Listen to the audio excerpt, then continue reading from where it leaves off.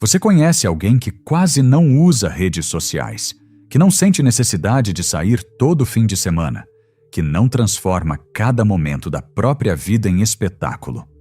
E no fundo, já pensou, que vida sem graça, porque hoje viver virou performar, virou provar, virou mostrar, virou produzir estímulo como se silêncio fosse fracasso.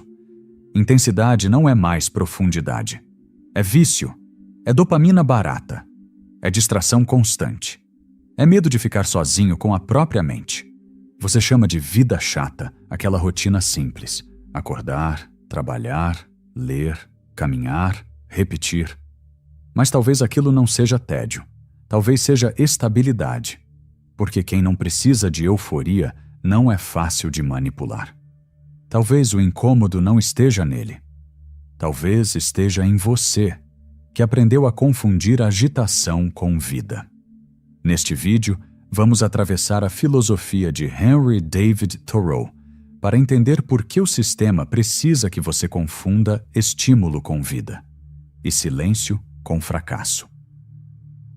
O medo moderno do tédio. Existe algo que a nossa época teme mais do que o fracasso: o tédio. Não o tédio infantil de um domingo longo demais, mas o tédio cru, silencioso, aquele que surge quando não há notificações, nem convites, nem novidades piscando na tela. O tédio que obriga você a ficar parado e sentir. Hoje, qualquer intervalo vira ameaça. 5 minutos de espera já são preenchidos com rolagens automáticas. A mente desaprendeu a sustentar o vazio. E esse desaprendizado não é acidente, é condicionamento. O entretenimento constante funciona como anestesia. Séries em sequência, vídeos curtos, músicas ininterruptas, opiniões prontas. Tudo disponível, tudo imediato. Não há espaço entre um estímulo e outro. Não há pausa para digestão. A novidade virou combustível, e você começa a precisar dela como quem precisa de açúcar. Pequenas doses frequentes para evitar a queda. Só que cada pico cria um vale. Cada euforia rápida traz um silêncio mais pesado depois. E quando o silêncio chega, ele não encontra uma mente estável. Encontra abstinência. Chamam isso de viver intensamente. Mas intensidade virou sinônimo de agitação, de agenda cheia, de histórias acumuladas. Existe quase uma vergonha implícita em dizer que seu fim de semana foi simples, que você leu, caminhou, descansou, como se a ausência de espetáculo fosse ausência de vida. A comparação constante reforça essa culpa. Alguém sempre parece estar fazendo mais, viajando mais, experimentando mais. E você, parado, parece estar ficando para trás. Mas talvez o que você chama de tédio seja apenas o que sobra quando o vício acaba. Talvez essa inquietação não seja prova de que sua vida é vazia, mas de que sua mente está desintoxicando. Porque quando os estímulos cessam, algo inevitável acontece. Você encontra a si mesmo. E esse encontro assusta. Não porque você seja insuficiente, mas porque não está acostumado a escutar seus próprios pensamentos sem trilha sonora. A dopamina barata não é só prazer. É mecanismo de controle. Quanto mais você precisa de estímulo externo para se sentir vivo, mais previsível você se torna. Mais dependente. Mais fácil de conduzir. O vício em novidade cria uma mente inquieta. E uma mente inquieta aceita qualquer distração que prometa alívio. Então a pergunta não é se você está ocupado. Não é se sua vida é interessante. A pergunta é outra, mais desconfortável. Você está realmente vivendo? Ou apenas se estimulando para não sentir o que surge quando tudo fica em silêncio? Thoreau e a decisão de viver deliberadamente. Quando Henry David Thoreau decidiu se mudar para as margens do Lago Walden, em 1845, não foi porque odiava pessoas. Não foi porque queria escapar da civilização. E muito menos porque romantizava a pobreza. Ele foi para lá porque suspeitava que estava vivendo no piloto automático e queria testar algo perigoso: viver deliberadamente, não reagir à vida, escolhê-la. Thoreau escreveu que foi para o bosque porque queria viver profundamente e sugar todo o tutano da vida. Mas o que isso significava, de fato? Não era intensidade social, não era aventura constante, era eliminar o que não era essencial. Era retirar as camadas de ruído que impediam a experiência direta da existência. Para ele, a maioria das pessoas vivia em quiet desperation, um desespero silencioso, escondido atrás de rotinas aceitas e obrigações nunca questionadas. Trabalhavam demais para sustentar padrões que nunca haviam escolhido. Corriam para não encarar o vazio. Walden não foi fuga, foi experimento. Thoreau construiu uma cabana simples, cultivou parte do próprio alimento e reduziu drasticamente suas necessidades. Ele queria provar que grande parte do que chamamos de necessidade é apenas hábito social. Simplificar não era empobrecer. Era remover o excesso para enxergar o essencial. Era um gesto filosófico, um corte cirúrgico na ilusão de que acumular é viver. A vida deliberada exige consciência, exige perguntar: por que faço isso? Por que trabalho tanto? Por que desejo isso? E essas perguntas são perigosas, porque muitas respostas revelam que não escolhemos quase nada. Apenas herdamos expectativas, repetimos modelos, seguimos fluxos. Thoreau percebeu que, enquanto estivesse imerso em estímulos constantes e compromissos sociais automáticos, nunca saberia o que realmente pensava. A solidão foi ferramenta, não destino. Reduzir estímulos foi, para ele, recuperar soberania mental.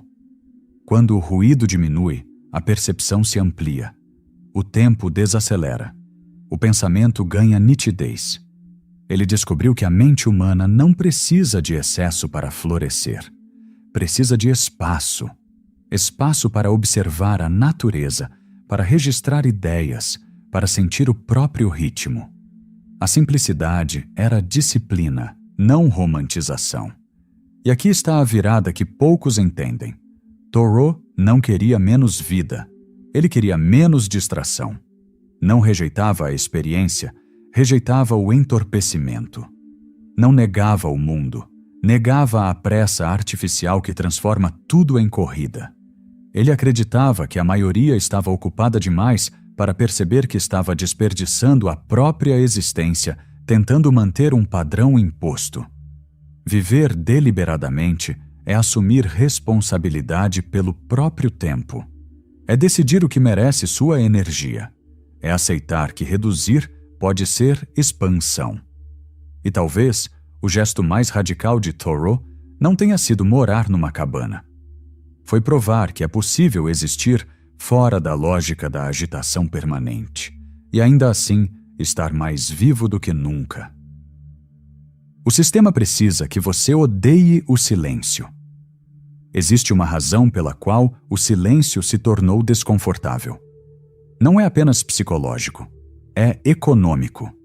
Vivemos dentro de uma economia da atenção, onde o seu foco é o produto mais valioso. Cada segundo que você passa rolando uma tela, assistindo a algo, clicando em outra coisa, é convertido em lucro para alguém. A distração não é um efeito colateral da tecnologia. É o modelo de negócio. E nesse modelo, uma mente tranquila é um problema. O mercado depende da sua inquietação. Depende da sensação de que algo está faltando, de que você precisa de mais informação, mais novidade, mais experiência, mais validação. A publicidade não vende objetos, vende insatisfação. Primeiro cria o desconforto, depois oferece o alívio. Mas esse alívio nunca é definitivo. Porque, se fosse, você pararia de consumir. E parar é o que o sistema menos deseja. O tédio, nesse cenário, se torna uma ameaça econômica. Porque o tédio pode virar reflexão. E reflexão pode virar questionamento. Uma pessoa que suporta ficar sozinha com a própria mente começa a perceber padrões, começa a notar repetições, começa a perguntar por que trabalha tanto, por que deseja tanto, por que corre tanto. E uma pergunta sincera é mais perigosa do que 1000 distrações. Se você suporta o silêncio, você consome menos. Não apenas produtos, mas narrativas prontas. Não sente urgência em acompanhar cada tendência. Não precisa preencher cada intervalo com estímulo. E quando o consumo diminui, algo muda. Você se torna menos previsível. O algoritmo perde eficiência. A propaganda perde força. A pressão social perde parte do controle. Uma mente inquieta reage. Uma mente silenciosa escolhe. E escolher é lento. Exige pausa. Exige critério. O sistema prefere a velocidade, porque a velocidade impede a consciência. Quanto mais rápido você decide, menos você questiona. Quanto mais estimulado, menos você observa. A cultura da urgência mantém todos em movimento constante, como se parar fosse falhar. Por isso o silêncio precisa parecer ameaça. Precisa ser associado a fracasso, solidão, improdutividade. Porque se o silêncio for reabilitado como espaço legítimo, muita coisa perde sentido. Se ficar em casa lendo for suficiente, metade da indústria do entretenimento entra em crise. Se caminhar sozinho for prazer, a lógica da performance se enfraquece. Então a pergunta que quase ninguém faz é simples e incômoda. Quem lucra com a sua incapacidade de ficar parado? A força psicológica de uma vida sem graça. Existe uma força silenciosa em uma vida simples que quase ninguém percebe. Não é uma vida vazia. Não é uma vida limitada. É uma vida sem compulsão por estímulo. Você pode conversar por horas com alguém sem tirar o celular do bolso. Pode ir à praia e assistir ao pôr do sol sem sentir necessidade de provar que esteve ali. Pode viajar, rir, amar, encontrar amigos, mas sem transformar cada momento em performance. A simplicidade não elimina a experiência. Ela elimina o espetáculo. Uma rotina estável não significa monotonia. Significa previsibilidade emocional. Quando você não vive à espera do próximo pico, seu humor deixa de depender de euforia. Você não precisa de um evento extraordinário para validar o dia. Um encontro sincero basta. Uma tarde tranquila basta. Um silêncio compartilhado basta. E essa suficiência cria algo raro. Equilíbrio. Menos picos significam menos quedas. A cultura da intensidade vem de explosões constantes. Festas, conquistas, anúncios, validações. Mas toda explosão cobra um preço. Quanto mais alto o estímulo, mais abrupto o retorno ao normal. E o normal começa a parecer insuficiente. É assim que nasce a dependência. Não da experiência em si, mas da excitação que ela provoca. A ausência de euforia artificial reduz o colapso posterior. Você não precisa compensar excessos. Não precisa buscar distração para esquecer a ressaca emocional de ter vivido acima do próprio limite. A vida desacelerada não é apática. É regulada. Ela permite que você sinta sem ser arrastado. Que aproveite sem precisar intensificar. A mente que não é constantemente bombardeada desenvolve resistência. Aprende a sustentar o tédio inicial sem entrar em pânico. Aprende a ficar em silêncio sem buscar ruído imediato. Aprende a existir sem ser constantemente validada. Essa é uma força invisível. Não impressiona ninguém de fora, mas sustenta você por dentro. Talvez a vida intensa, cheia de estímulos e aplausos, seja mais frágil do que parece, porque depende sempre de algo externo para continuar. Basta que o ritmo diminua para que o vazio apareça. Já a vida simples se sustenta sozinha. Talvez a vida intensa seja frágil e a vida simples, indestrutível. O tédio como rito de passagem. O tédio começa como desconforto, uma inquietação leve, quase física. Você larga o celular, a televisão se cala, a conversa termina e, de repente, há um espaço. Não acontece nada. Nenhuma notificação, nenhuma urgência, só você. Nos primeiros minutos, a mente entra em alerta. Procura algo, qualquer coisa. Um som, uma tarefa, um motivo para se ocupar. Esse impulso não é fraqueza, é abstinência. Quando o ruído cessa, o vazio aparece. E o vazio não é ausência de vida, é ausência de distração. Pensamentos que estavam abafados começam a subir. Dúvidas, medos, lembranças, perguntas que você vinha adiando. É por isso que o tédio assusta. Ele não oferece espetáculo, oferece espelho. E nem sempre gostamos do que vemos quando não há filtros. Enfrentar o próprio pensamento exige coragem. Não a coragem heróica, mas a coragem silenciosa de permanecer. De não correr imediatamente para o próximo estímulo. De observar a ansiedade sem tentar sufocá-la. Aos poucos, algo muda. O desconforto inicial perde força, a urgência diminui, o silêncio deixa de ser ameaça.